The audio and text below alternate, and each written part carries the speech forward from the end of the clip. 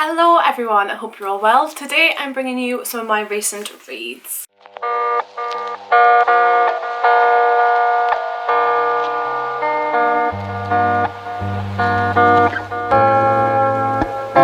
Hello everyone, it's Rebecca here. Welcome back to my channel. If you're new here, hello, welcome. Today we are discussing some of my recent reads, also known as a reading wrap up. I can't see a thing because I've took my glasses off because I hated the glare from the ring light, so like, wow, I look yellow. Okay, I'm gonna step it back a notch. I need to make sure that it's still recording. So the books I have to talk to you today about, I have four graphic novels and 3 physical ones. It was a while ago when I read these, so I've got my good old trusty phone to go to Goodreads and get my ratings and reviews for them. It's in no particular order, it's literally just I don't actually physically have the books with me, so I'd rather start with those ones, get them done, and then I can actually hold up the books that I've got with me right now. So, fun fact, I haven't done a wrap up for this year yet, and this is going to contain all of the books that I have completed so far, and we're into May.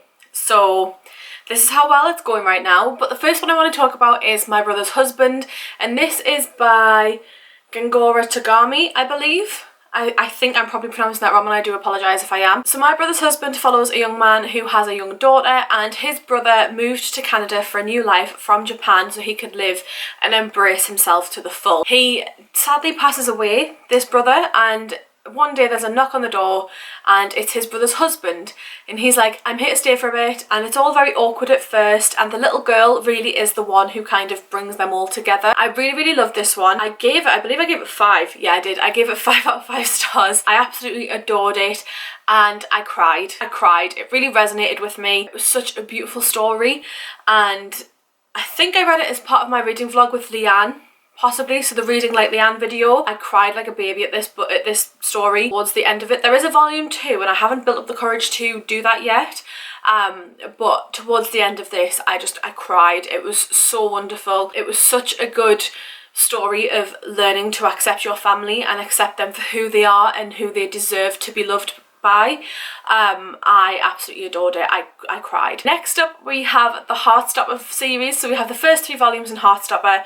So that's volume 1, volume 2, volume 3, obviously. The first one I gave 4 stars, the second one I gave 4 stars, and the third one I gave 5 stars. So Heartstopper, if you don't know, you've been living under a rock, is a graphic novel series that follows 2 young boys, Nick and Charlie. One of them is openly gay at school, although technically it wasn't by choice, and the other one is kind of conflicted in his feelings initially. So we follow the 2 boys as they kind of get to know each other, and this friendship forms, and then that slowly turns into a relationship, and it is such an adorable story. It is everything I wish everyone's like sort of love stories were carried out as, in terms of everyone was so understanding, everyone was so wonderful and accepting, and I know it's not the case, but I really wish it was, that everybody's relationships were as understanding, sort of the characters were as understanding as, you know, in real life as what they are in this story. I gave the first 2 4 stars, and for me it was like, oh, it's alright. It's not really like something that kind of resonated with me particularly until I got to the third one,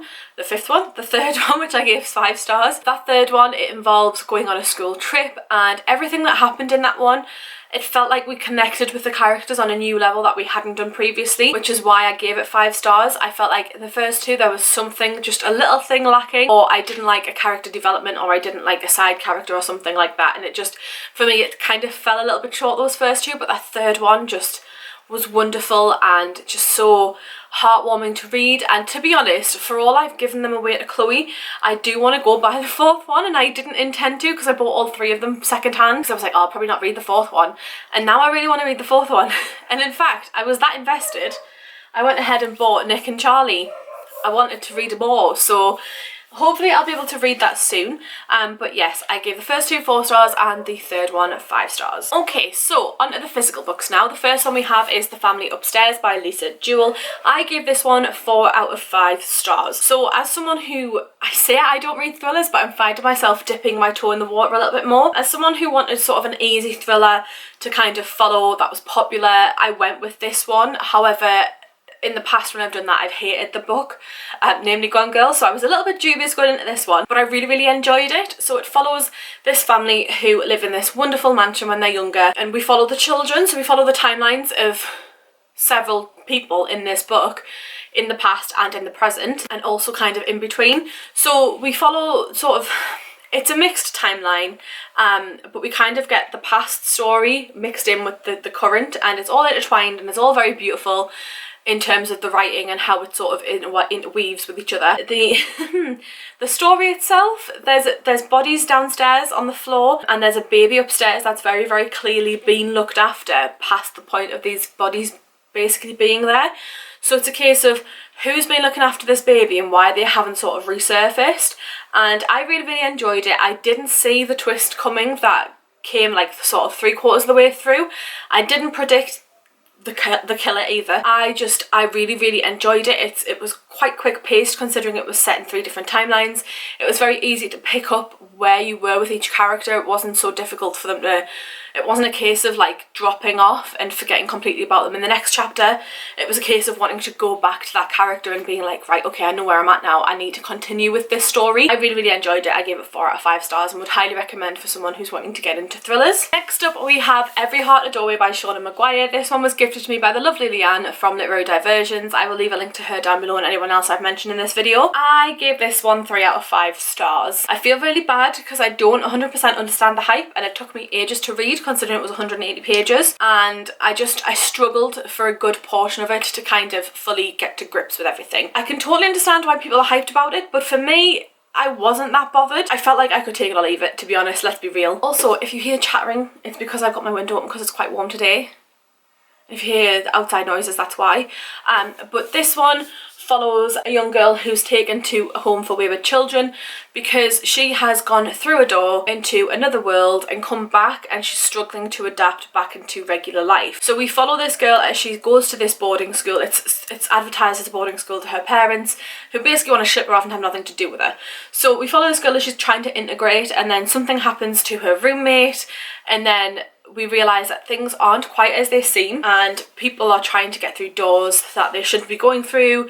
It was just a whole, it felt like there was a lot going on for such a short book, and it could have been longer. I am considering picking up the second one, but only if I find it for a good deal secondhand or find it as part of like a bundle deal or something. So overall I gave this one 3 stars. I was slightly disappointed, kind of gutted that I didn't understand the hype as much as everyone else, because I really, really liked that.